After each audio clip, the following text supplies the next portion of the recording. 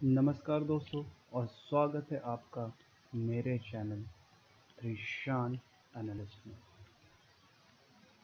और इस वीडियो में मैं आपको 5 ऐसे पॉइंट्स के बारे में बताऊंगा जो अगर कोई कंपनी अगर इन पांचों पॉइंट्स को सेटिस्फाई कर देती है तो वो कंपनी एक पोटेंशियल मल्टी बैगर है। मतलब उसे एक मल्टी बैगर बनने से कोई भी नहीं रोक सकता है। तो चलिए देखते हैं कि ये पांचों पॉइंट क्या क्या है। तो जो पहला क्या है, तो जो पहला पॉइंट है जो किसी भी मल्टी बैगर स्टॉक को बनने के लिए ज़रूरी है वो है उसका P/E रेशियो।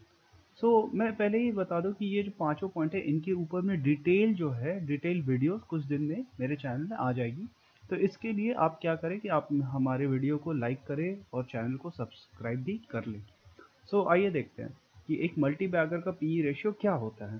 कभी कभी कंपनी में इन्वेस्ट करने अगर आप जाइएगा तो इन्वेस्टमेंट के समय आप प्लीज़ उसका जो पी रेशियो है वो पक्का से चेक कर लीजिएगा।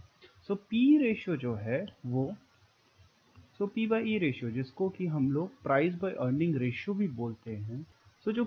जो पी रेशियो है वो किसी भी कंपनी में इन्वेस्टमेंट के समय अप्रॉक्सीमेटली 2.5 होना चाहिए अगर वो कंपनी डेब्ट में है तो।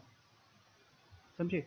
मतलब अगर एक कंपनी में अगर लोन है तो उसको हमेशा इन्वेस्टमेंट के समय उसका पी बाई 2.5 होना चाहिए और उसका पी बाई अप्रॉक्सीमेटली 3.5 में हमेशा इन्वेस्ट करना चाहिए अगर वो कंपनी डेब्ट फ्री है तो।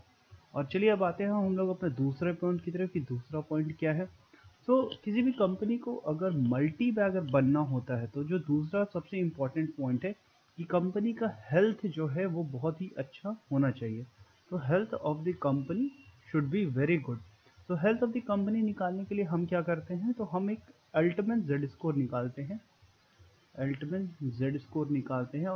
जेड स्कोर मैं बता दूं, एक डिटेल वीडियो आएगा कि अल्टीमेट जेड स्कोर क्या होता है, उसे कैसे निकालते हैं। और अल्टीमेट जेड स्कोर में क्या होता है कि हमें एक जेड स्कोर मिलता है। ये जेड स्कोर एक नंबर होता है बेसिकली।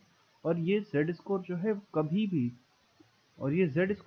भी 3 से कम नहीं होना चाहिए। अगर वो जेड स्कोर 3 से कम है तो आपको कभी भी उस कंपनी में इन्वेस्टमेंट नहीं करना है।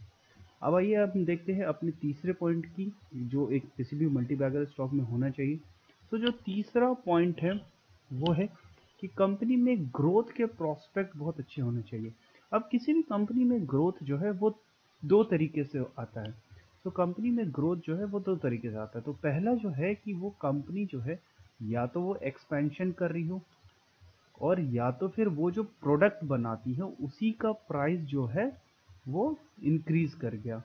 तो अगर कंपनी एक्सपेंशन करती है तो क्या होगा, उसका वॉल्यूम बढ़ेगा तो रेवेन्यू बढ़ेगा। और रेवेन्यू बढ़ता है अगर तो उसका नेट प्रॉफिट बढ़ेगा, यानी कि कंपनी में ग्रोथ आएगा। और अगर किसी कंपनी का प्रोडक्ट का प्राइस बढ़ता है तो उसका रेवेन्यू बढ़ जाएगा और रेवेन्यू बढ़ने के कारण क्या होगा, उसका नेट प्रॉफिट भी इंक्रीज हो जाएगा, यानी कंपनी में ग्रोथ आ जाएगा।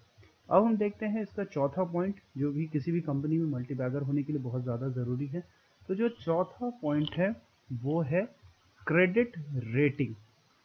क्रेडिट रेटिंग तो अब क्रेडिट रेटिंग में क्या है कि बेसिकली इंडिया में 3 क्रेडिट रेटिंग काफ़ी अच्छी मानी जाती है, जो कि है केयर, क्रिसिल और इकरा।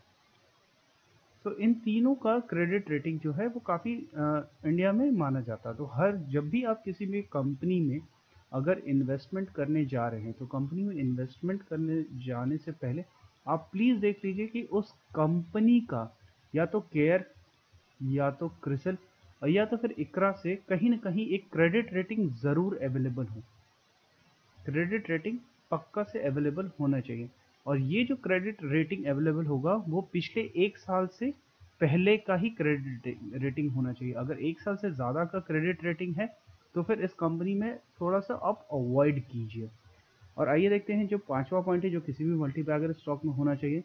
तो जो पांचवा पॉइंट है वो ये है कि कंपनी के जो शेयर्स हैं, शेयर्स कभी भी प्लेज नहीं होने चाहिए, कंपनी के शेयर्स गिरवी नहीं होने चाहिए।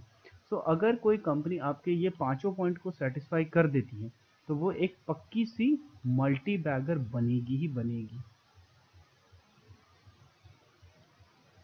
मल्टी बैगर वो कंपनी बनने से उसे कोई भी रोक नहीं सकता है। और अगर आपको कोई भी कंपनी जानना है जो ये पांचों पॉइंट्स को सेटिस्फाई कर रही है तो आप इस नंबर पे हमें कांटेक्ट कर सकते हैं या फिर व्हाट्सएप भी कर सकते हैं। और हमारा वीडियो देखने के लिए धन्यवाद।